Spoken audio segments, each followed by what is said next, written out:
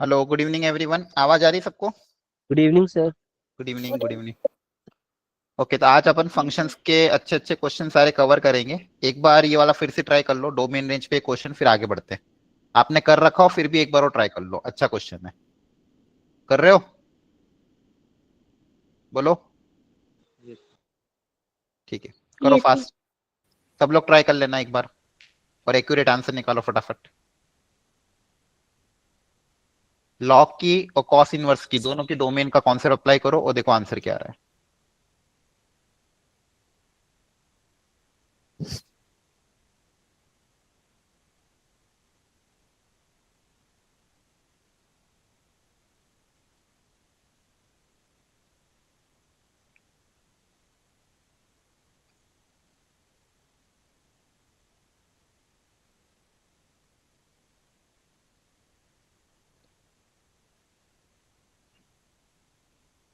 नहीं आते linear programming से क्वेश्चन।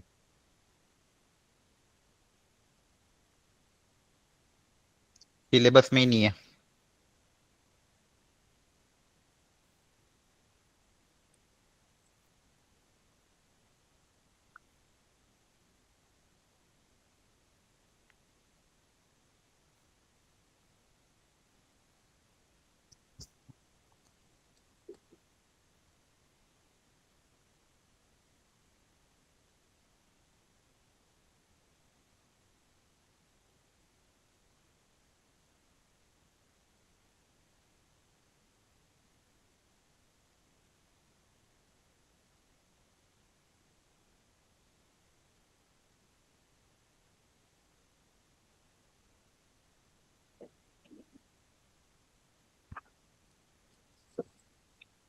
जल्दी से ट्राई करो सब लोग, अच्छा क्वेश्चन है।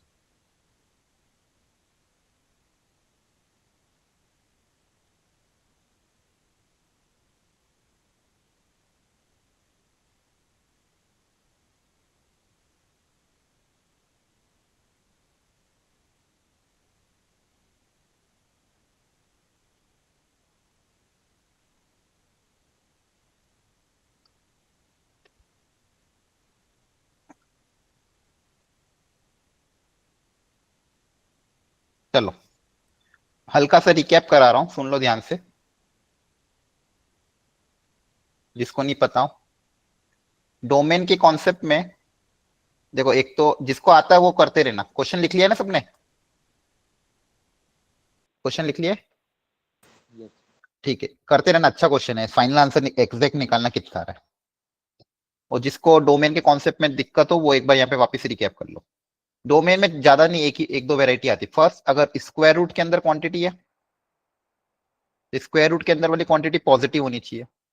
डिनोमिनेटर में कोई भी चीज जीरो नहीं होनी चाहिए। अगर चीजें डिनोमिनेटर में भी आ जाए, रूट में भी आ जाए, तो ग्रेटर देन जीरो होनी चाहिए। लॉग के अंदर कोई भी इनपुट हो, लॉग का इनपुट हमेशा पॉजिटिव होना चाहिए। लॉग का बेस में अगर वेरिएबल हो तो वेरिएबल वो base positive not equal to one. Base क्या होना चाहिए? Positive not equal to one. Sine inverse और कॉस इनवर्स के अंदर का जो इनपुट है वो -1 से 1 के बीच में लाई करना चाहिए।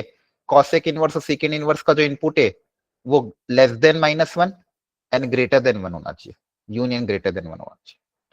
और टेन और कॉट कॉट इनवर्स में कोई दिक्कत नहीं, वहां पे ऑल रियल नंबर होता है। तो ये आता। अब मान लो किसी क्वेश्चन में एक से ज्यादा फंक्शन आ जाए तो आपको अलग अलग डोमेन निकाल के सबका फाइनली क्या लोगे? इंटरसेक्शन लोगे। सबका फाइनली क्या लोगे? इंटरसेक्शन। जैसे यहाँ पे इस क्वेश्चन में लॉग के अंदर भी एक क्वांटिटी है, तो लॉग के अंदर जो क्वांटिटी होती है उसके लिए कंडीशन क्या होती है? Should be greater than 0। Inequality में क्या करते हो, फैक्टराइज करते हो। और दूसरा, कॉस इनवर्स के अंदर जो भी एक्सप्रेशन है वो लाई करना चाहिए -1 से 1 के बीच में। यहाँ पे 2 केसेस बना के अलग अलग सॉल्व करोगे, ठीक है। मतलब एक तो 2x² - 3x + 4 upon 3x - 5 greater than equal to -1,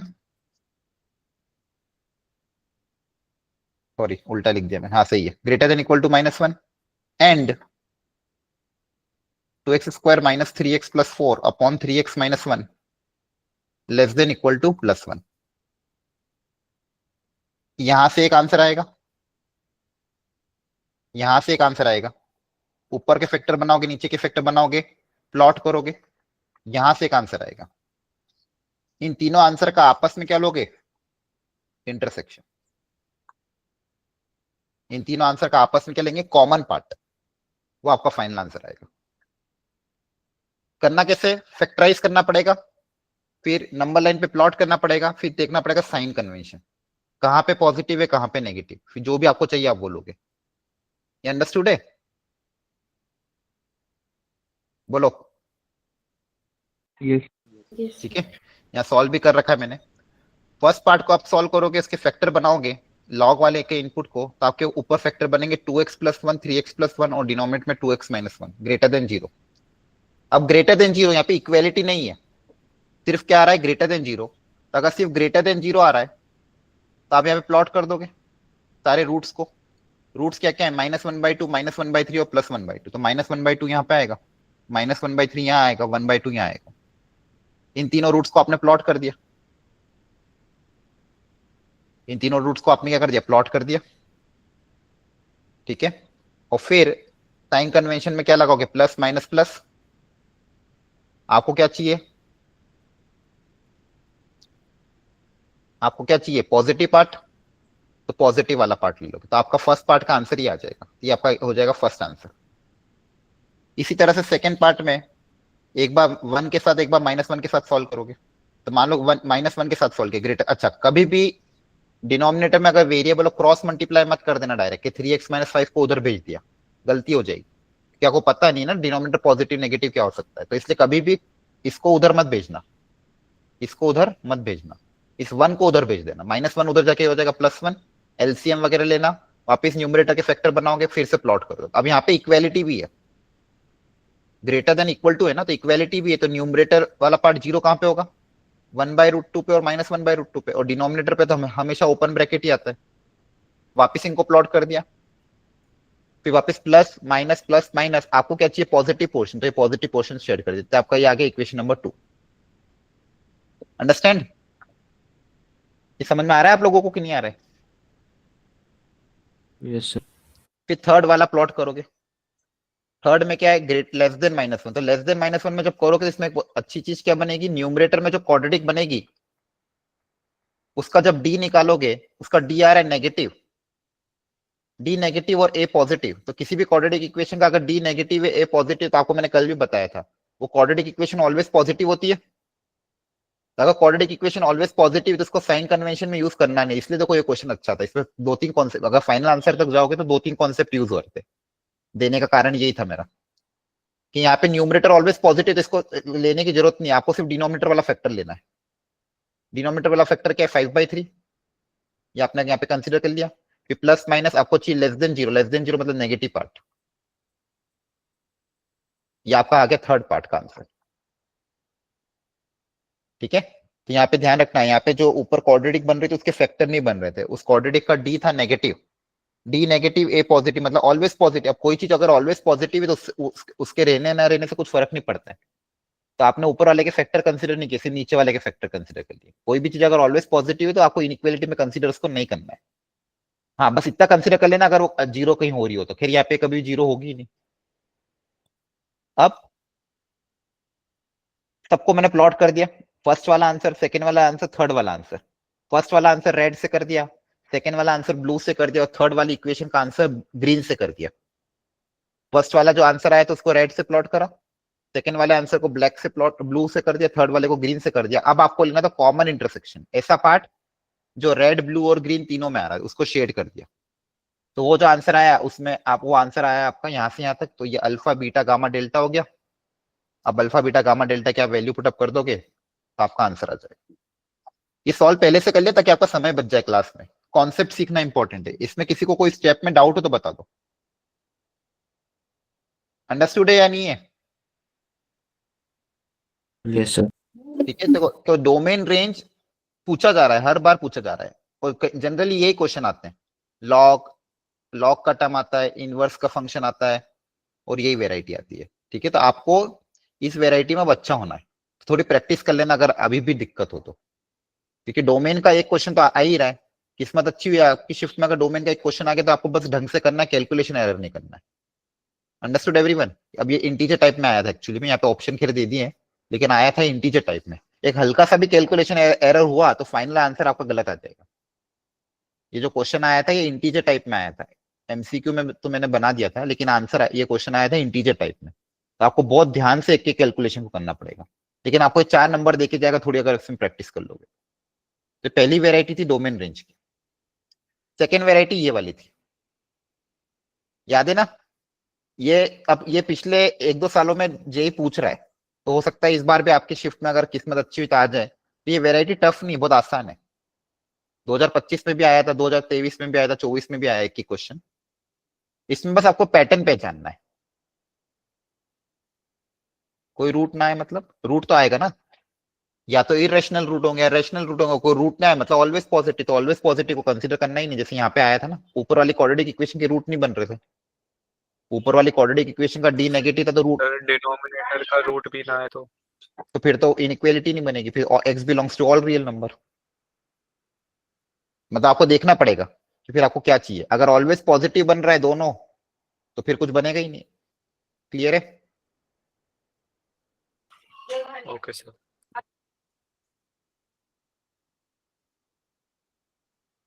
अब देखो ये वाला, यहाँ पे आपके पास फंक्शन में कैसे कैसे नंबर आ रहे हैं, 1/20, 2/20, 3/20, 39/20। तो पहले पैटर्न देखना पड़ेगा। पैटर्न क्या है?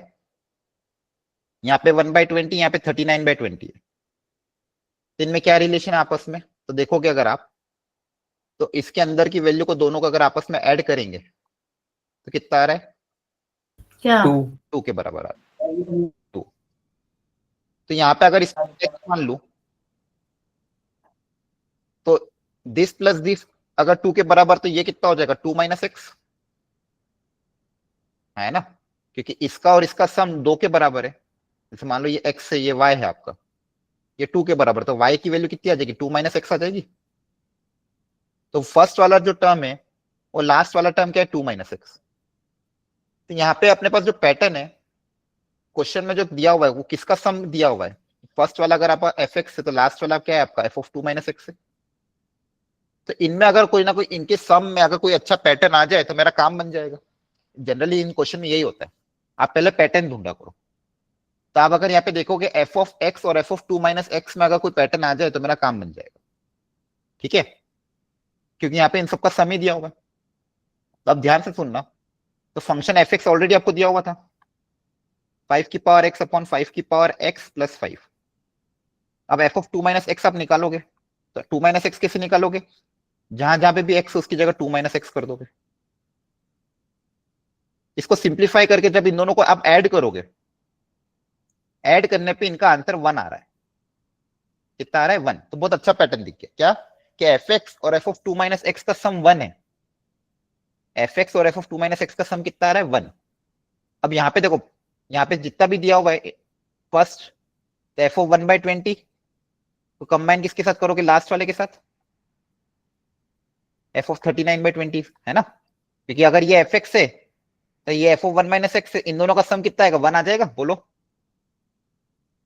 क्या इसका सम और इसका सम, इस पूरे फंक्शन का सम, क्योंकि fx और f(2 - x) इनका सम किसके बराबर है? 1। तो ये fx है तो f(2 - x है।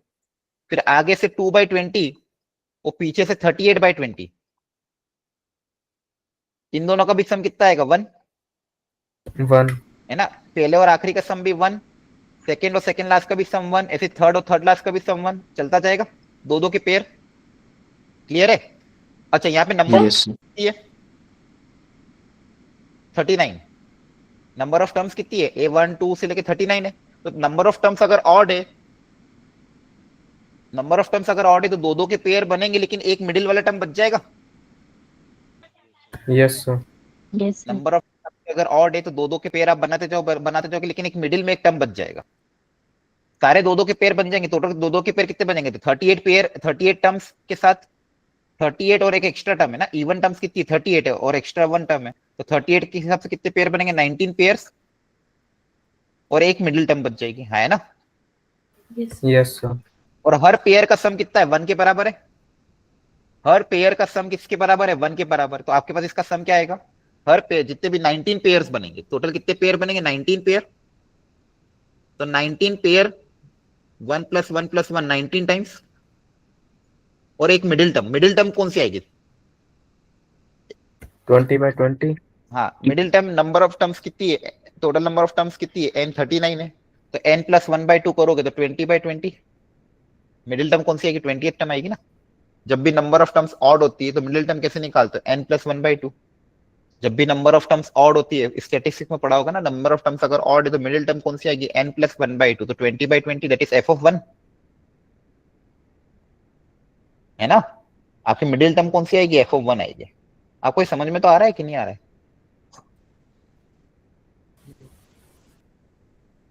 आपने पहले किया भी होगा ये क्वेश्चन। 19 + f(1), f(1) कैसे निकालोगे? फंक्शन में x की जगह 1 रख देना। देख लो अच्छे से। तो यहाँ पे हमने सबसे पहले पैटर्न ढूंढा था। सबसे पहले क्या ढूंढा? कि पैटर्न क्या आ रहा है। फिर उस पैटर्न के हिसाब से देखा कि उसमें सम जो है, उस पैटर्न में जो सम आ रहा है वो 1 आ रहा है। f(x) और f(2 - x) का सम 1 आ रहा है ना। तो अगर सम 1 आ रहा है, फिर आपने देखा कि नंबर ऑफ टर्म्स ऑड है, तो दो दो के पेयर का सम 1 है। फर्स्ट का सम, फर्स्ट और लास्ट का टर्म, सेकंड सेकंड लास्ट का, थर्ड थर्ड लास्ट का sum of the term equidistance from the beginning and end are equal. यहाँ पे वो पैटर्न बन रहा है। तो टोटल 38 पे 38 इवन टर्म्स है और एक एक्स्ट्रा टर्म है 39। तो 39 अगर टर्म्स है तो 19 पेयर बनेंगे और एक मिडिल टर्म बच जाएगी। 19 पेयर बनेंगे और एक मिडिल टर्म बच जाएगी। तो 19 पेयर बना लिया और एक मिडिल टर्म बच गई। सर जो हाँ, आपने पूछो यहाँ पे डाउट क्या है? एफ की वो एफ एक्स या 2 - x लिखा था, उसके बाद वाले स्टेप समझाने देना ये। इसके बाद इन दोनों को जब आप सिंप्लीफाई करके ऐड करोगे, यहाँ पे एलसीएम वगैरह लोगे, सिंप्लीफाई करके ऐड करोगे, f(x) और f(2 - x), इन दोनों का एडिशन 1 आएगा। देखो यहाँ पे कर भी रखा है मैंने। ये देखो, f(2 - x) निकालोगे तो जहां जहां भी x उसकी जगह 2 - x आ जाएगा। f(2 - x) को क्या लिखोगे? f(2/f(x)। सिंप्लीफाई करोगे तो ये आ जाएगा। अब इन दोनों को जब मैं ऐड कर रहा हूँ, कट पीट के 1 आ रहा है, देख लो। f(x) और f(2 - x) को सिंप्लीफाई करने के बाद एडिशन कितना आ रहा है? 1 आ रहा है। आ रही बात समझ में? ठीक है सर। बोलो। ठीक है।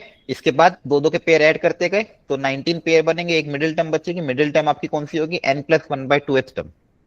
तो 39 + 1/2 मतलब 20th टर्म आपकी मिडिल होगी। तो 20 टर्म कौन सी होगी? 20/20 दैट इज f(1). f(1) कैसे निकालेंगे? फंक्शन में x की जगह 1 रख देंगे, तो आपका आंसर आ जाएगा 19 + 1/2। अंडरस्टूड? चलो यहाँ पे अप्लाई कर दो एक बार।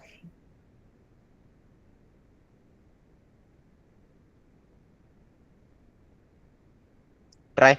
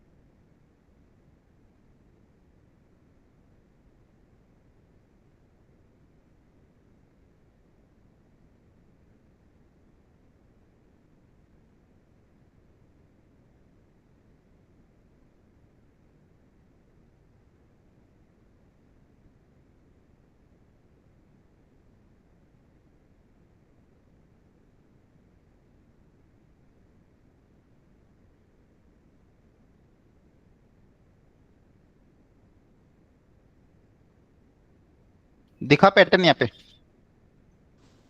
Yes sir. है ना? वापिस से वही सम कितना है एफ एक्स और F of one minus X का?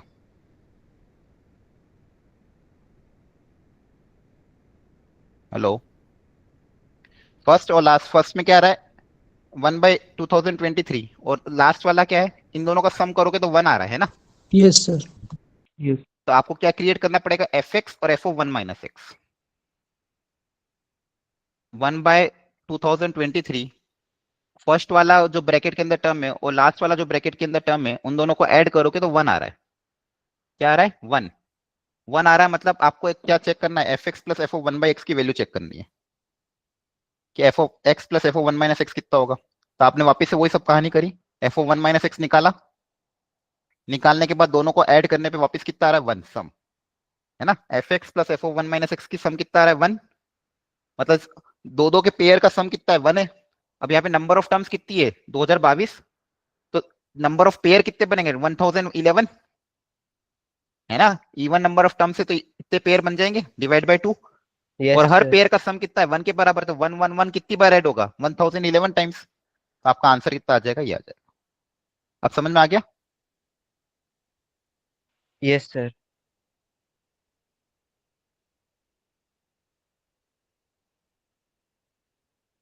ओके, तो ध्यान रखना। तो ये देखो सेम वेराइटी के दो क्वेश्चन थे, दोनों मैंने एक एक करके आपको बता दिए।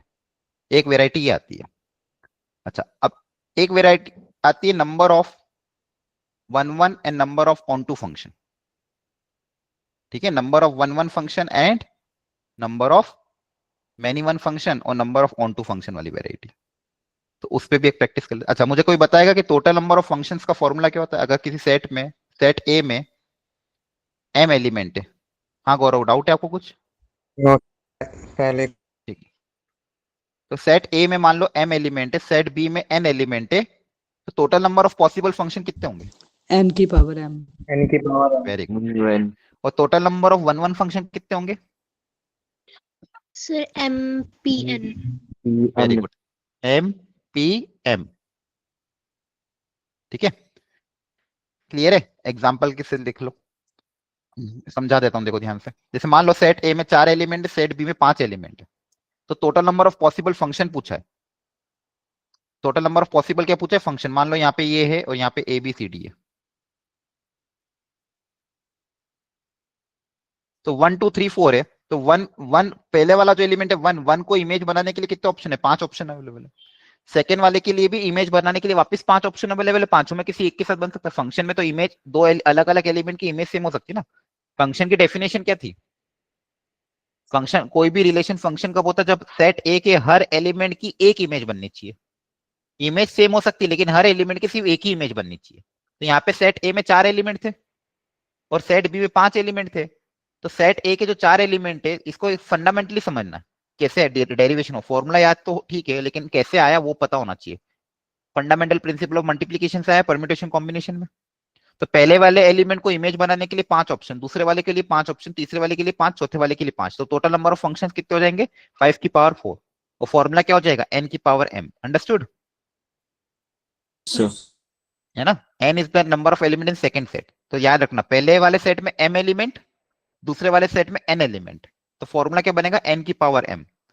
अच्छा, एग्जाम में कभी कभी बच्चों को ये कंफ्यूजन हो जाता है, सर m किस में थे, a में थे कि b में थे? तो अल्फाबेटिकली जो आता है वो अपन लेते हैं। अल्फाबेटिकली पहले कौन आता है?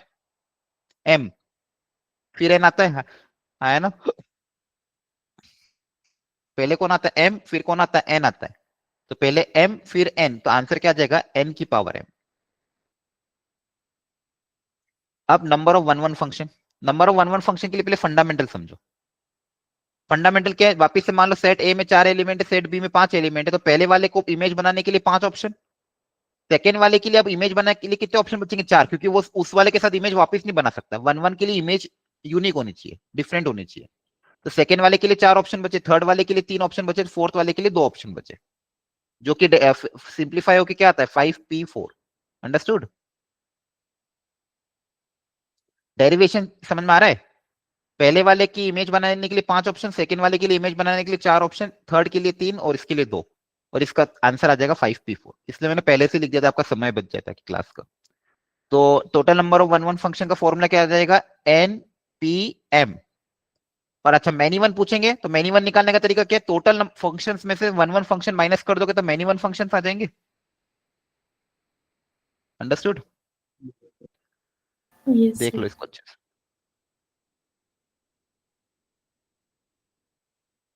तो total number of function, total number of one one function, वो मैनी वन निकालने के लिए टोटल में से वन वन माइनस करोगे तो मैनी वन आ जाएगा। यहां तक कोई डाउट किसी को?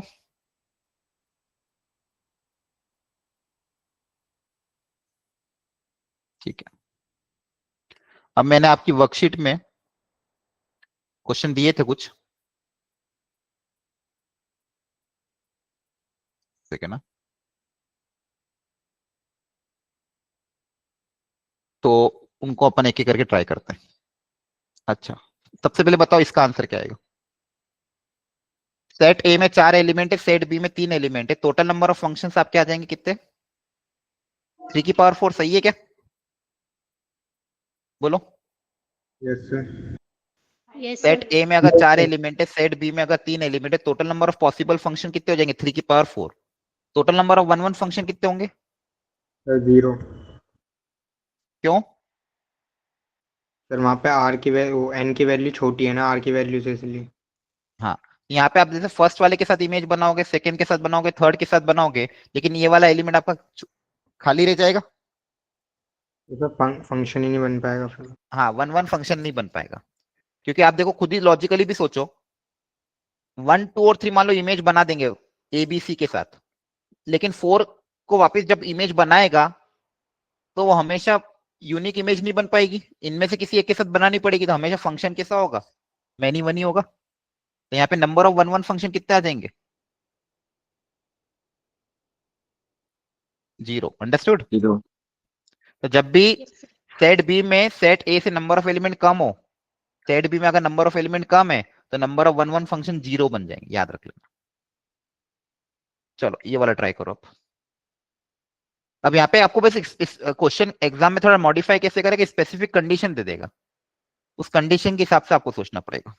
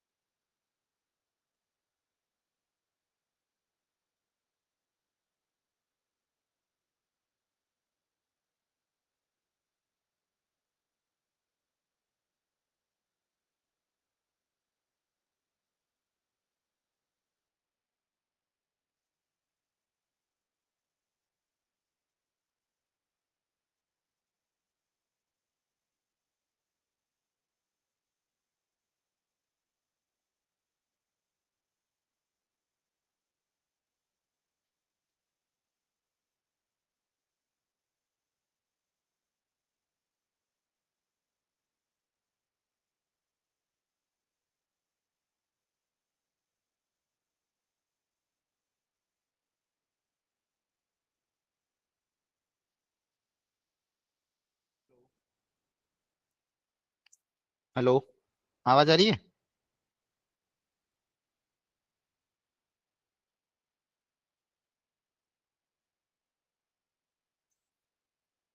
इसका पता नहीं, थोड़ा साउंड का इशू आ रहा है।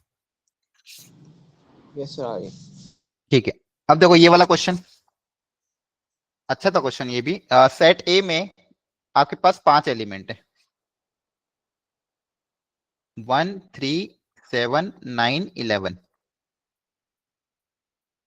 सेट बी में आपके पास भी और कुछ एलिमेंट थे, दैट इज 2 4 5 7 8 10 और 12।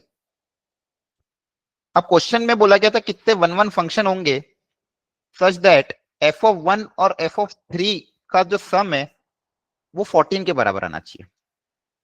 मतलब फंक्शन की वैल्यू 1 पे जो आउटपुट है, फंक्शन की वैल्यू 1 पे 1 का आउटपुट और 3 का जो भी आउटपुट होगा उनका सम 14 के बराबर आना चाहिए।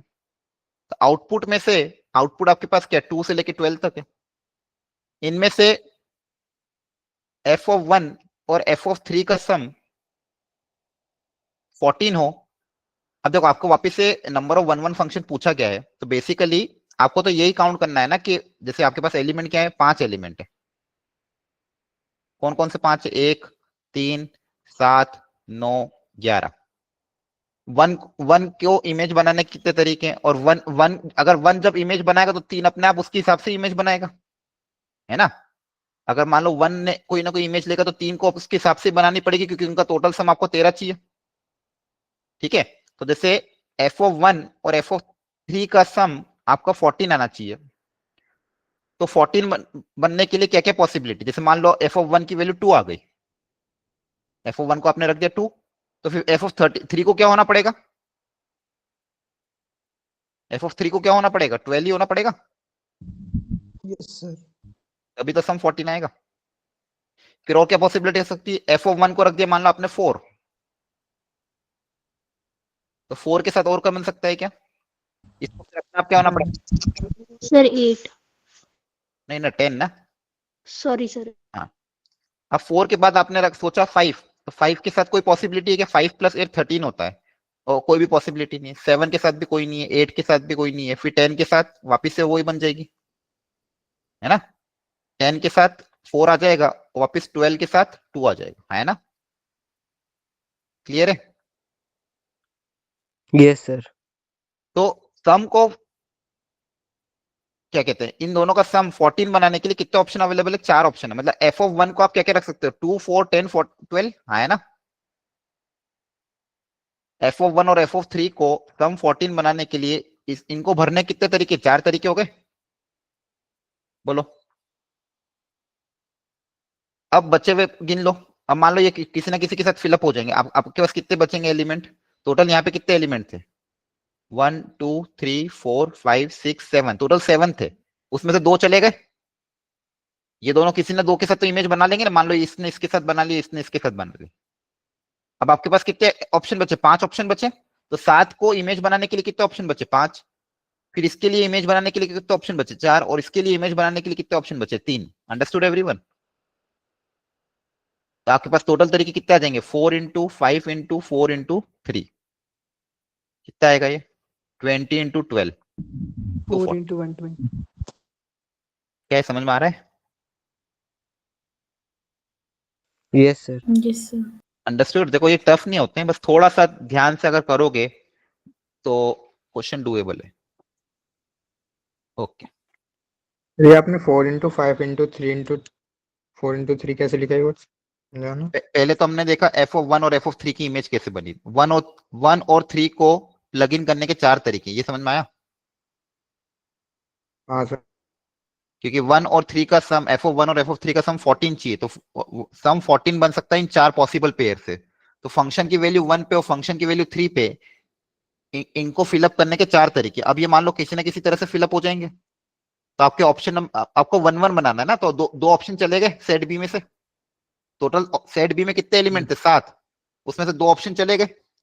अब बचे हुए को इमेज बनाने के लिए कितने ऑप्शन बचे, 7 के पास, 7 के पास इमेज बनाने के लिए कितने ऑप्शन बचे, 5। फिर कोई एक इमेज बन जाएगी वापस, फिर 3 के पास इमेज बनाने के लिए कितने ऑप्शन बचेंगे, इस तरह से। अंडरस्टूड? अच्छा ठीक है। सर हाँ सर F1 और F3 की वैल्यू किसी भी सेट से ले सकते हैं?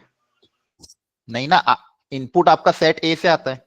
इनपुट कहां से आता है, सेट ए से। तो इनपुट में क्या आ रहा है 1 और 3, आउटपुट सेट बी से ही तो आएगा, क्योंकि फंक्शन क्या बोला, ए से बी है, तो आउटपुट सेट बी से ही लेना है।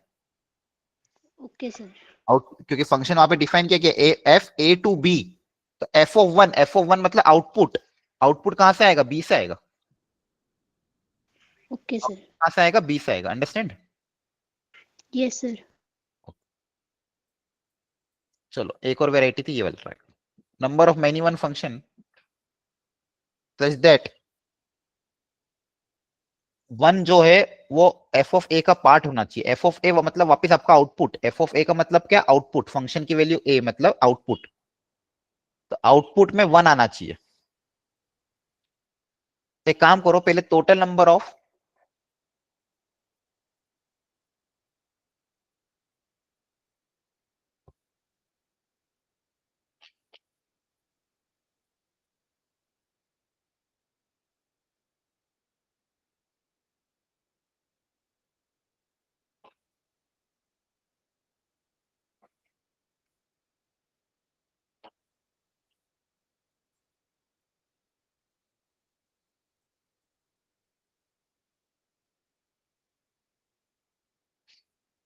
पहले total number of many one function count कर लो, फिर उसमें से वो वाले मैनी वन माइनस कर देना जिसमें फंक्शन की वैल्यू 1 नहीं आ रही हो, जिसमें 1 नहीं आ रहा हो वो माइनस कर देना।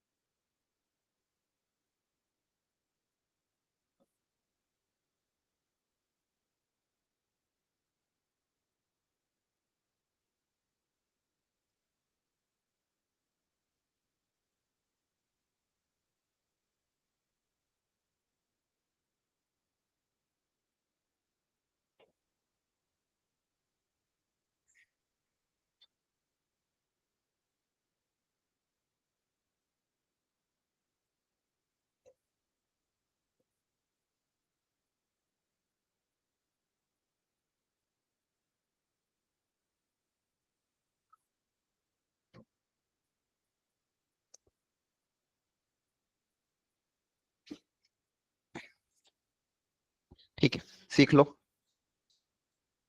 सेट ए में भी 4 एलिमेंट थे, सेट बी में भी 4 एलिमेंट थे।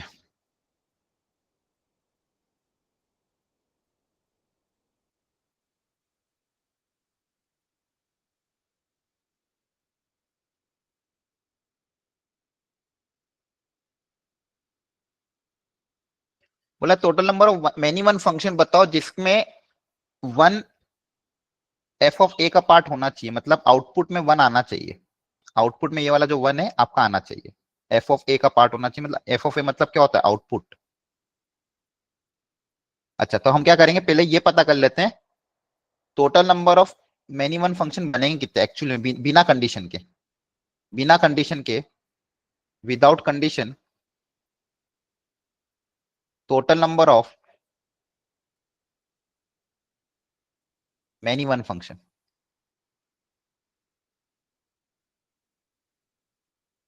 तो आपको निकालने का तरीका पता ही है, टोटल फंक्शन में से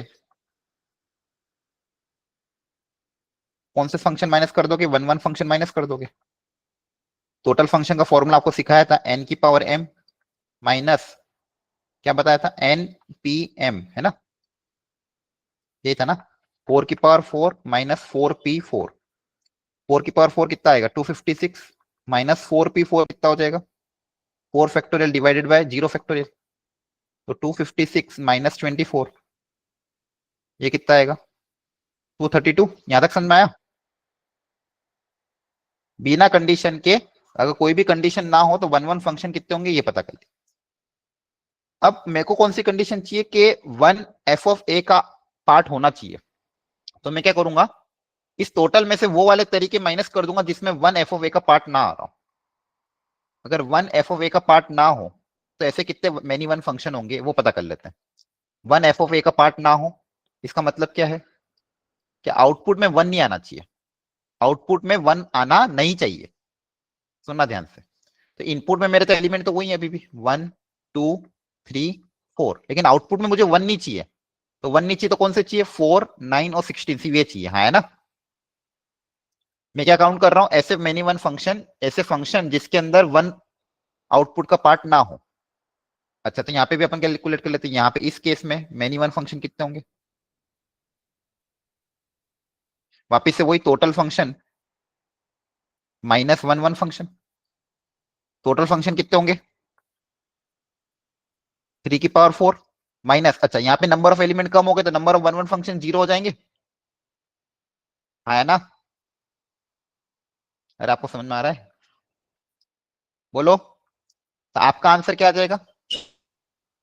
Therefore रिक्वायर्ड आंसर 232 में से 81 क्या हो जाएगा? माइनस कितना आ रहा है? 151। Is it clear everyone? तो ये number of one one, number of onto पे अगर आता है तो थोड़ा सा फंडामेंटल यूज करना पड़ेगा। अब यहाँ पे वेराइटी चेंज हो सकती है, ऑफकोर्स वेराइटी चेंज हो सकती है, लेकिन पैटर्न यही है ना। थोड़ा बहुत वो चेंज करके वो आपके इस साल क्वेश्चन में आ सकता है, तो ट्राई करके देख लेना। अगर आंसर आ रहा हो, मैच कर रहा हो तो अच्छी बात है, ये तो कोई बात नहीं, कोशिश कर सकते हो आप। क्लियर है? तो देखो 3 वेराइटी कवर हो, एक तो डोमेन, एक सेकेंड वेराइटी ये, और सेकेंड वेराइटी, थर्ड वेराइटी ये। यहां तक समझ में आ गया सबको? Yes, sir. ठीक है। अब एक number of onto function का भी फॉर्मूला बस लिख लो।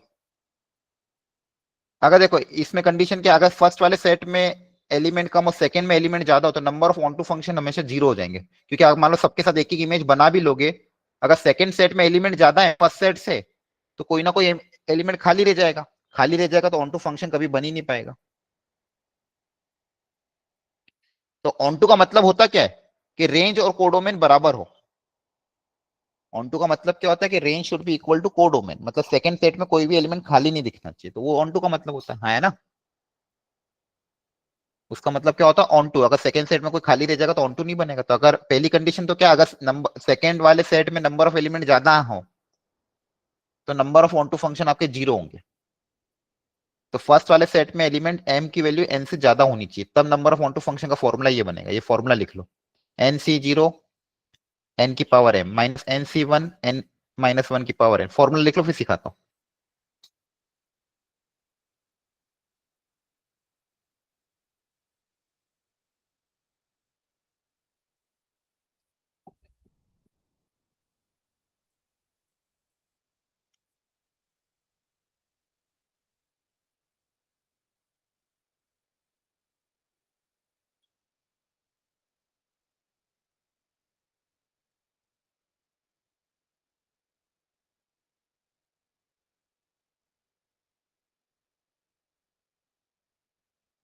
लिख लिया formula? Yes, sir. Yes sir. Actually इसमें हो क्या रहा, सुनो ध्यान से। जैसे मान लो सेट ए है, सेट बी है, यहाँ पे नंबर ऑफ एलिमेंट है m, यहाँ पे नंबर ऑफ एलिमेंट है n। आपको पूछा क्या है? Total number of onto function. अब जब डेरिवेशन में करा नहीं रहा हूं, टाइम चला जाएगा, आपको बस हल्का सा हिंट दे रहा हूं कि ये इसका डेरिवेशन आया कैसे होगा। तो total number of onto function निकालने के लिए क्या करें? सबसे पहले total number of possible functions कितने होंगे? n की पावर m, हाँ है ना। बोलो, total number of possible functions कितने होंगे? n की पावर n। यहां तक समझ में आया? Yes, sir. अब उसमें से मैं इनटू फंक्शन माइनस कर दूं एक एक करके? अच्छा, इनटू फंक्शन कब बनेगा? जब सेकंड सेट में कोई ना कोई एलिमेंट खाली रह जाए। इनटू फंक्शन कब बनेगा? जब इधर कोई ना कोई एलिमेंट खाली रह जाए। तो मान लो सबसे पहले क्या अजम्पशन है, मान लो एक एलिमेंट खाली रह जाए। कितना एलिमेंट खाली रह जाए? एक। बाकी सबके साथ इमेज बन जाए, बाकी सबके साथ इमेज बन जाए, एक एलिमेंट खाली रह जाए। तो कितने के साथ इमेज बनेगी? n-1 के साथ। बोलो, है ना? पहला पहला assumption क्या है? मान लो एक एलिमेंट खाली रह जाए। तो अगर n एलिमेंट थे तो इमेज बनाने का तरीका क्या था? n की पावर n। तो n-1 एलिमेंट, तो इमेज बनाने का तरीका क्या हो जाएगा? n-1 की पावर m। अच्छा, एलिमेंट खाली कौन सा रखना है? तो एलिमेंट को खाली रखने के लिए भी कितने ऑप्शन है? n में से कोई एक एलिमेंट सिलेक्ट कर लेंगे जिसको खाली रखना है। हाँ, है ना? तो ये हो जाएगा nc1। अंडरस्टूड? तो nc1 कौन से तरीके हैं जिसमें कोई भी एक एलिमेंट खाली रह जाए? तो नंबर ऑफ इनटू, ऐसे इनटू फंक्शन जिसमें एक एलिमेंट की इमेज नहीं बन रही हो।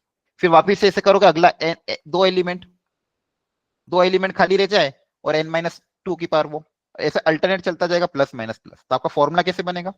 ऐसे याद करना, n की पावर m माइनस n-1 की पावर m, और यहां पे क्या आएगा? nc1। n-1 है तो nc1, फिर प्लस nc2 n-2 की पावर m, फिर माइनस nc3 n-3 की power m, and so on. अच्छा, किसी को डेरिवेशन अगर देखना हो तो मेरे पास एक वीडियो पड़ा हुआ है, आप वीडियो मुझे मैसेज कर देना सेपरेटली, मैं वीडियो भेज दूंगा आपको। ठीक है, लेकिन आपको ये फॉर्मूला याद रखना है, n की पावर m माइनस nc1। और ये अंडरस्टूड एवरीवन? जैसे मान लो सेट ए में और सेट बी है। यहाँ पे मान लो number of element in set A है 6, यहाँ पे number of element in set B है मान लो 4। तो number of onto function पूछा, मान लो कितने ऑन टू फंक्शन होंगे? तो बताओ फॉर्मूला क्या बनेगा? सबसे पहले क्या आएगा? बोलो, फॉर्मूला क्या बनेगा? cos 4 power 6 4 की पावर 6 माइनस 4 की पावर 6, फिर क्या आएगा? माइनस 4c1 4 माइनस 1 की पावर 6। पावर 6 ही रहेगा हर बार, पावर क्या रहेगा? 6। फिर प्लस 4c2 4 माइनस 2 की पावर 6, फिर माइनस 4c3 4 माइनस 3 की पावर 6, और लास्ट वाला क्या आएगा? 4c4 4 माइनस 4 की पावर 6। तो 4 माइनस 4 की पावर 6 करोगे तो क्या आ जाएगा? 0 आ जाएगा। अंडरस्टैंड? Yes, sir. 4 की पावर 6, फिर 4 माइनस 1, फिर 4 माइनस 2, 4 माइनस 3, 4 माइनस 4, और पावर 6 ही रहेगा। पावर ये वाली जो चीज है ये हमेशा पावर में आएगी, ऐसे याद रख लेना। और इधर क्या चलेगा? 4c1 4c2, और यहाँ पे आपको लिखना तो 4c0 भी लिख सकते हो। 4c0 से स्टार्ट होगा, 4c1 4c2 4c3 4c4, alternate plus minus plus. Understand? पहले 4 की पावर 0, 4 माइनस 1 की पावर 0, 4 माइनस 2 की पावर 0, 4 माइनस 3 की पावर 6, एंड सो ऑन। चलो ये ट्राई कर लो। पहले total number of onto function पता करो, फिर वो वाले पता कर लेना जिसमें फंक्शन की वैल्यू 1 के बराबर हो, और फिर दोनों को माइनस कर देना।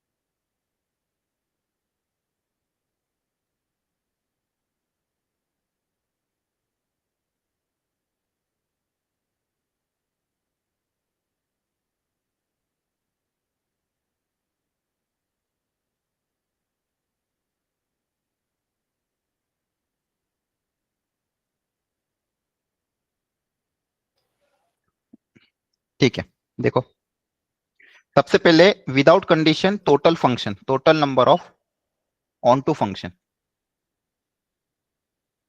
यहां पे देखो m कितना है 5, n कितना है 4,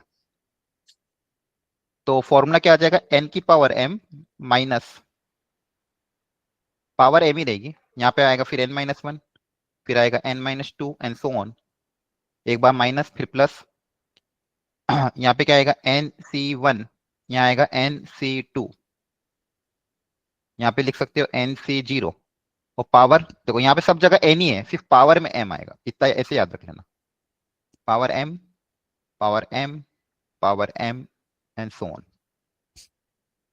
तो total number of onto functions कितने हो जाएंगे आपके 4c0 4 की पावर 5, 4c1 4-1 की पावर 5, 4c2 4-2 की पावर 5, 4c3 4-3 की पावर 5। ये कैलकुलेट कर लोगे, है ना। अब आपको क्या चाहिए कि फंक्शन की वैल्यू a पे 1 के बराबर नहीं होनी चाहिए, तो मैं वो कैलकुलेट कर लेता हूं कि अगर फंक्शन की वैल्यू a पे 1 के बराबर है, ये अगर फिक्स हो गया कि फंक्शन a पे 1 ही दे रहा है, तो ऐसे कितने ऑन टू फंक्शन बनेंगे, ताकि फिर दोनों का आंसर को क्या कर दूंगा माइनस, इसका उल्टा निकाल रहा हूं मैं।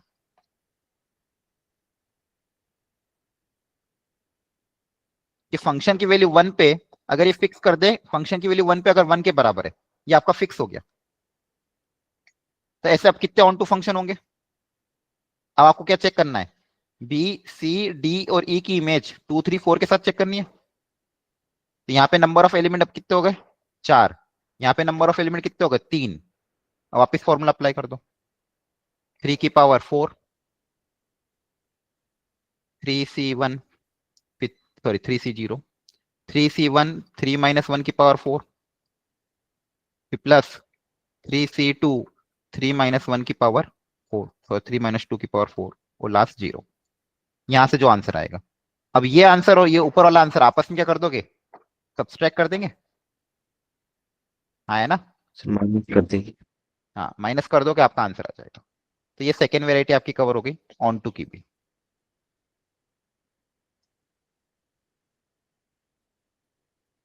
ठीक है, तो आज अपन ने ये तीसरी वेराइटी भी कवर कर ली, number of 1 1, number of onto, domain भी कर लिया कवर, और ये भी कवर कर लिया। ठीक है, एक लास्ट वेराइटी और एक देख लेते हैं, फंक्शनल इक्वेशन पे क्वेश्चन। फंक्शनल इक्वेशन पे भी काफी क्वेश्चन आ जाते हैं। ठीक है, ये वाला ट्राई कर लो एक बार। इसमें आपको बस फंक्शन की वैल्यू प्रिडिक्ट करनी पड़ेगी। जैसे फंक्शन की वैल्यू 1 पे 7 के बराबर गिवन है, आप सोच के वैल्यू रख रख के देख के निकालो कि फंक्शन की वैल्यू 1 पे अगर 7 है, तो फंक्शन की वैल्यू 2 पे कितनी होगी, 3 पे कितनी होगी, फिर पैटर्न ढूंढना पड़ेगा। कर लो ट्राई।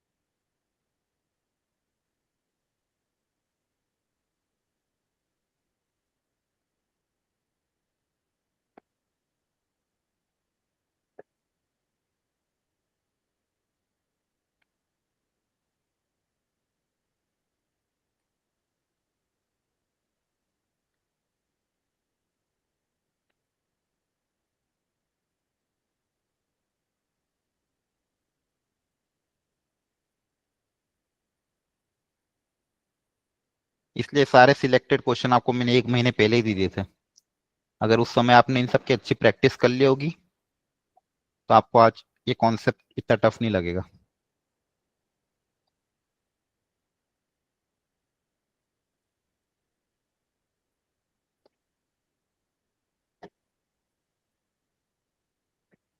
हो गया अटेम्प्ट।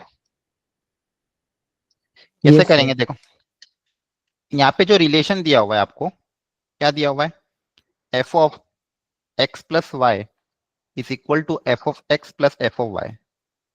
सम में टूट रहा है और फंक्शन की वैल्यू 1 पे 7 के बराबर है, तो पूछा है समेशन ऑफ एफ ऑफ ये कितना होगा, और डोमेन और कोडोमेन क्या, ऑल रियल नंबर। तो कैसे अप्रोच करें बताओ, क्या तरीका अपना है? दो तरीके होते हैं इसको सॉल्व करने के, आपने क्या सोचा है बताओ।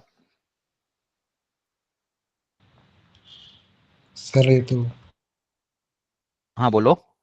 सर ये जो फंक्शनल इक्वेशंस में हम देख सकते हैं उसकी है के एक्स की, अगर हम एफ एक्स को के ऐसा रख दे तो आ जाएगा। अच्छा, आपने फंक्शन को अज्यूम कर लिया एफ ऑफ के एक्स। आपको हाँ सब लोग देखो कि सम में अगर टूट रहा है तो आप एफ ऑफ के एक्स अज्यूम किया, तो इसमें आप क्रॉस चेक करके देख लो, अगर एक्स की जगह एक्स प्लस वाई रखेंगे तो आरएचएस में क्या बनेगा, ये इसको अलग अलग करोगे तो के एक्स प्लस के वाई बनेगा, और के एक्स प्लस के वाई को आप क्या लिख सकते हैं, F of x plus F of Y. Satisfy कर रहा है, मतलब ऐसी ऐसी कंडीशन को सेटिस्फाई करने वाला फंक्शन को क्या अज्यूम कर सकते हैं, एफ ऑफ के x. Understood, very good. Yes, sir. Yes, sir. ये भी तरीका आप सोच सकते हो। तो एफ ऑफ के एक्स अज्यूम कर लिया। अच्छा, के निकालने के लिए कंडीशन दे दी क्वेश्चन में, क्या कंडीशन दी है, एफ ऑफ वन की वैल्यू, एफ ऑफ वन पे फंक्शन की वैल्यू 7 के बराबर है, फंक्शन की वैल्यू 1 पे 7 के बराबर है, तो फंक्शन की वैल्यू 1 पे अगर 7 के बराबर है तो फंक्शन की वैल्यू 1 पे क्या होगी, के इंटू 1, तो के आपका 7 आ जाएगा, है ना। तो फंक्शन आपका अज्यूम कर सकते हैं F x equal to 7x। ठीक है, अब जो पूछा है, क्या पूछा है, summation f of r, f of r क्या हो जाएगा, एफ ऑफ आर क्या आ जाएगा, 7r, r going from 1 to n। Summation में कांस्टेंट टर्म बाहर आ जाता है, प्रोडक्ट में अगर हो तो बाहर आ जाता है, क्या बचेगा, समेशन आर। समेशन आर का मतलब क्या हो गया, आर की वैल्यू रखोगे 1 2 3 अप टिल एन तक, तो ये क्या है, sum of n natural number, n into n plus 1/2। Understood. Yes, sir. तो एक फंडामेंटल क्वेश्चन था ये, कि अगर सम में टूटता है, 2003 में आया था खैर, लेकिन ये बस फंडामेंटल समझाने के। अच्छा, इसके अलावा और तरीका क्या होता है, वैल्यू रख रख के निकालो। जैसे मान लो एक्स को 0 रख दिया, वाई को 1 रख दिया, तो वहां से एफ ऑफ 0 आ सकता है। एक्स को 1 और वाई को भी 1 रख दिया तो एफ ऑफ 2 आ जाएगा, है ना। एक्स को 1 वाई को 1 रखोगे तो एफ ऑफ 2 की वैल्यू आ जाएगी, फिर एक्स को 1 वाई को 2 रखोगे तो एफ ऑफ 3 आ जाएगा। तो F of 1 F of 2 F of 3 निकालोगे, फिर वहां पैटर्न देख लेना क्या पैटर्न बन रहा है, फिर ऐड कर देना उनको। क्लियर है, दूसरा तरीका वो है। चलो ये सोचो।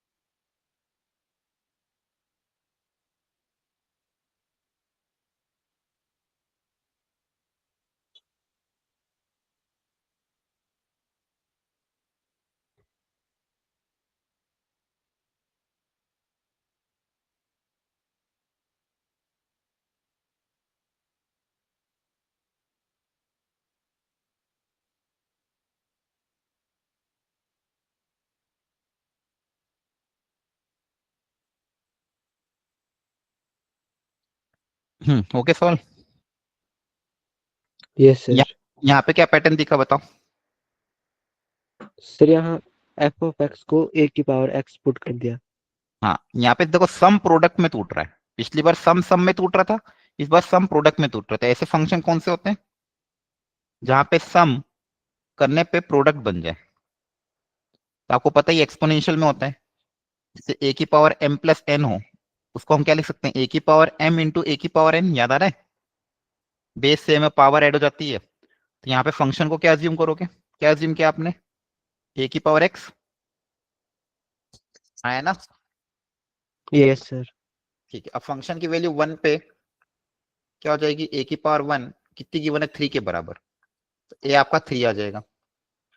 ये आपको कितना आ जाएगा? 3। तो फिर यहाँ पे फंक्शन क्या हो जाएगा मेरा? एफ एक्स 3 की पावर x। तो जैसे पिछला क्वेश्चन था, अब वापिस से वही समेशन पूछा था। A i going from 1 to n, sum कर दोगे।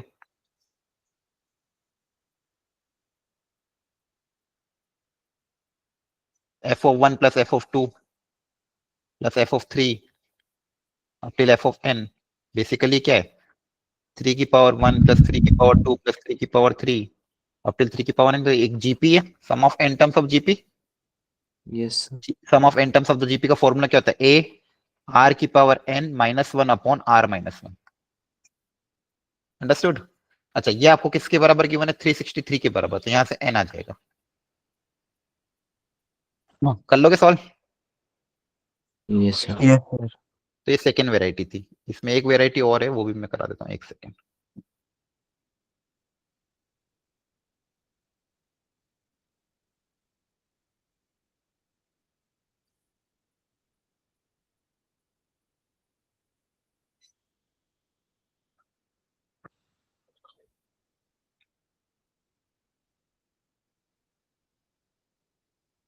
अच्छा, कभी कभी डायरेक्ट काम हो जाएगा, कभी कभी आपको मैनिपुलेशंस भी करनी पड़ेगी, एक एक करके वैल्यू रख रख के सोच सोच के। वो भी एक पैटर्न देख लेते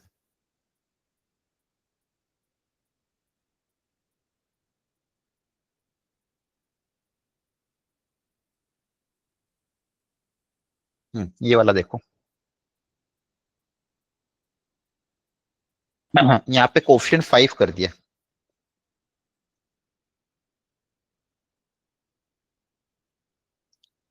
और एफ ऑफ 3 आपको दिया हुआ है, और एफ ऑफ n का समेशन पूछा है, एफ ऑफ 3 दिया हुआ है।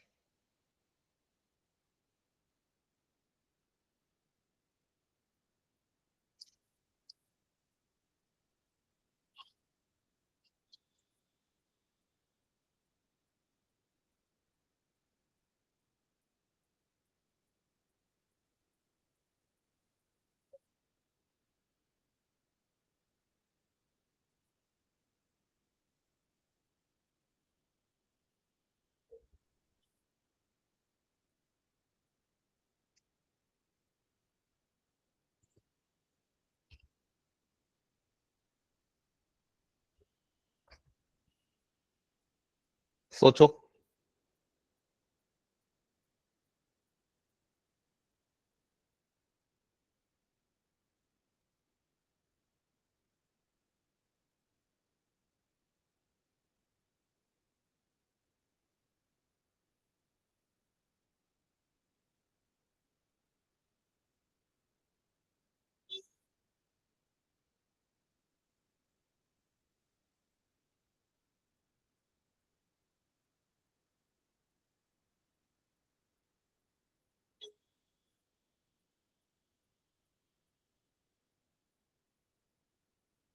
थोड़ा सा डिफिकल्ट क्वेश्चन है ये।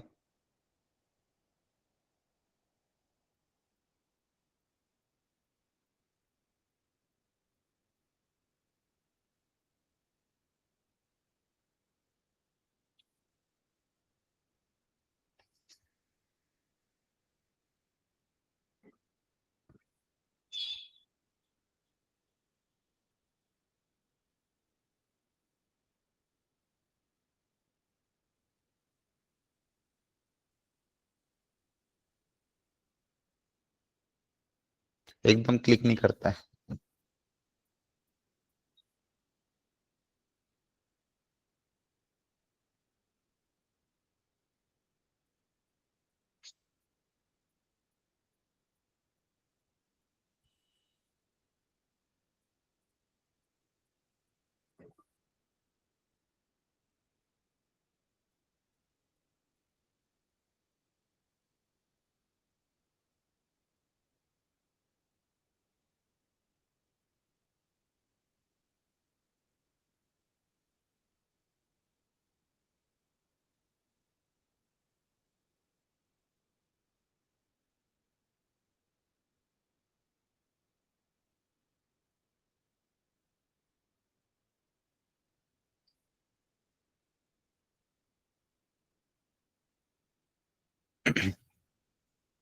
चलो सीख लो एक बार, टाइम होने वाला है।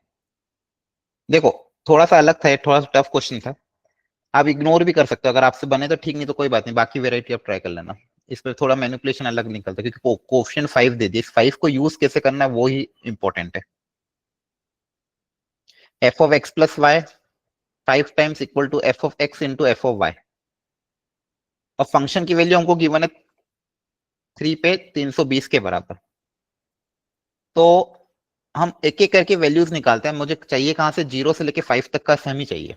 F of 0 plus F of 1 plus F of 2 plus F of 3 plus F of 5 तक, ठीक है। कहां से कहां तक चाहिए, 0 से लेके 5। सबसे पहले सोचते क्या 0 निकाला जा सकता है, और आपको दिया क्या, एफ ऑफ 3 दिया होगा। तो कोशिश करके देखते हैं, एक्स को 0 और वाई को 0 रख देते हैं। इससे क्या बनेगा, 5 times f of 0 equal to f of 0 into f of 0, है ना। Yes sir. ओके, अब क्या मैं डायरेक्ट कैंसिल कर सकता हूँ क्या?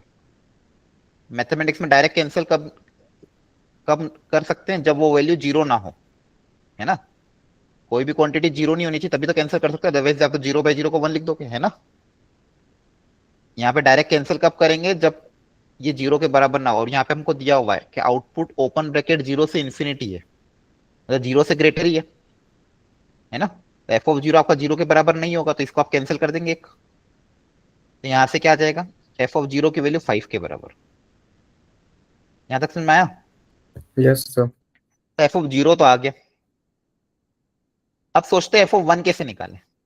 तो 1 निकालने के लिए x को 1, y को अगर आप 0 रखोगे तो इससे फायदा हुआ कि नहीं होगा, क्रॉस चेक करना पड़ेगा। क्रॉस चेक करके देख लेते हैं। तो x को 0 रखा, y को 1 रख दिया मान लो, तो 5 टाइम्स एफ ऑफ 1, है ना, equal to f of 0 into f of 1। सही है। अब यहाँ पे फायदा नहीं होगा, एफ ऑफ 1 कट जाएगा, वापिस वही बन जाएगा, है ना। दिख रहा है आपको। Yes sir. तो यहाँ से फायदा नहीं हो रहा है, मतलब 0 और 1 रखने से एफ ऑफ 1 क्रिएट नहीं हो रहा है, तो कुछ और सोचना पड़ेगा। तो और क्या सोचे, अब एक वेरिएबल को x ही रहने देते हैं और दूसरे वेरिएबल को कुछ पुटअप कर देते हैं। तो मान लो x को y को 0 भी रखा तो एफ ऑफ 0 इक्वल टू वापिस वही आ जाएगा, तो y को 0 रखने पे फायदा नहीं है। तो y को 1 रख देते हैं, x को x रहने देते हैं। तो y को 1, x को x रखा, तो यहां से क्या आएगा, f into f of x plus 1 equal to f of x plus F of 1। ठीक है,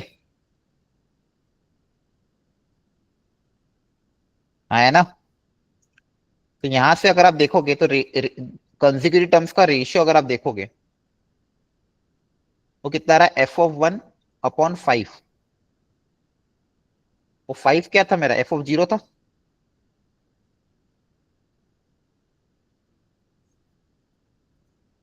आया ना। चलिए तो वही है, एक्स को 0 रखो तो यही बन जाएगा। इससे कुछ फायदा हुआ क्या, एफ ऑफ 3 आपको दिया हुआ, देखो ध्यान से, एफ ऑफ क्या दिया हुआ है, 3 दिया हुआ है, इसका यूज करते हैं। तो एफ ऑफ 3 अगर आपको दिया हुआ है तो यहां से 3 कैसे क्रिएट होगा, एक्स को आप 2 रखोगे मान लो, तो 2 रखने पे क्या क्रिएट होगा, f of 3 by f of 2, है ना, equal to f of 1 by f of 0। फिर एक्स को एक बार आपने मान लो 1 रख दिया यहाँ पे, तो 1 रखने पे क्या क्रिएट होगा, f of 2 by f of 1 equal to वापिस ये f of 1 by f of 0। तो 2 रखने पे ये बन रहा है, 3 रखने पे भी सेम बन रहा है, और 0 रखने पे भी सेम बनेगा। और मेरे को 3 दिया हुआ है और 2 नहीं दिया हुआ है। अब इन सबका अगर मैं प्रोडक्ट कर दूं रेशियो का आपस में, देखो इन सबका प्रोडक्ट कर दे, आप 0 रखोगे तो कितना आएगा, F of 1 by f of 0, 0 रखने पे। फिर 1 रखने पे कितना आया था, 2 बाई 1। फिर 2 रखने पे कितना आया, 3 बाई 2। और ये सब का प्रोडक्ट इसी के बराबर है, तो ये 3 बार आ जाएगा, F of 1 by f of 0 का होल क्यूब, है ना। अब यहाँ पे एक क्यों लिखा मैंने, यहाँ पे देखोगे तो पैटर्न में कैंसिल हो रहा है, आपके पास क्या बचेगा, f(3) by f(0) equal to f(1) by f(0) का होल क्यूब।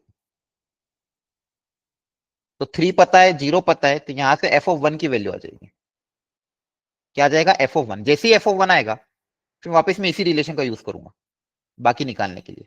f(1) आ गया तो x को 1 रखने पे f(2) भी आ जाएगा, x को 2 रखने पे फिर f(3) भी आ जाएगा, इसी तरह से x को 3 रखने पे f(4) आ जाएगा और x को 4 रखने पे f(5) आ जाएगा।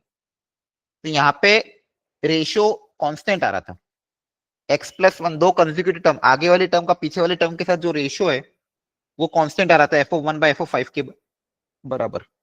तो इस रेशियो को बार बार यूज कर लिया 3 तक, क्योंकि 3 की वैल्यू पता थी, तो 3 तक चीजें कैंसिल हो गई। ठीक है, आपको ऐसे सोचना पड़ेगा, इसलिए थोड़ा सा अलग मैनिपुलेटिव क्वेश्चन था, समझ में आया तो अच्छी बात है, नहीं तो कोई बात नहीं। सर इसमें लेट, हाँ बोलो। सर मैं कह रहा था इसमें लेट नहीं कर सकते हम फंक्शन को? फंक्शन अगर सेटिस्फाई कर रहा तो लेट कर सकते हो, क्वेश्चन 5 सेटिस्फाई कर रहा था, क्या माना आपने? मैंने तो सर के a⁻x मान लिया तो सेटिस्फाई कर गया। k a⁻x, तो फिर 5 का किया क्या आपने? सर मैंने एक जगह 5 के आ जाएगा ना लेफ्ट साइड में, और लेफ्ट साइड में दूसरी साइड में k², तो मैंने k कैंसिल कर दिया तो k की वैल्यू 5 आ गई। फिर मैंने f3 पुट करा तो वहां से a की वैल्यू 4 आ गई। फिर मैंने gp का सम लगा दिया तो उससे c ऑप्शन आ गया। देखना पड़ेगा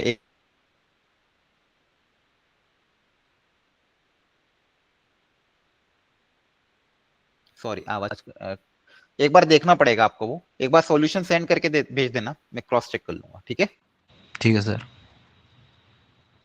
ओके। तो अब आज अपन ने ऐसे बहुत सारी वेराइटी कवर कर ली है, थोड़े बहुत क्वेश्चन और जो लेफ्ट है आप खुद से ट्राई कर लेना फंक्शंस के, और अगर कर रखे तो अच्छी बात है। आज वाइंड अप कर लेना फंक्शंस और आईटीएफ दोनों। क्लियर है? अगली क्लास में जो अगला टॉपिक होगा उसके डाउट डिस्कशन ले लेंगे। तो कल वाली क्लास में मैं डायरेक्ट आईटीएफ के डाउट डिस्कशन ही लूंगा, तो आपके जो भी डाउट हो आपसे वो ही लेके आ जाना, पहले से बता देना, नहीं तो। ठीक है, understood? Thank you, bye bye, good night.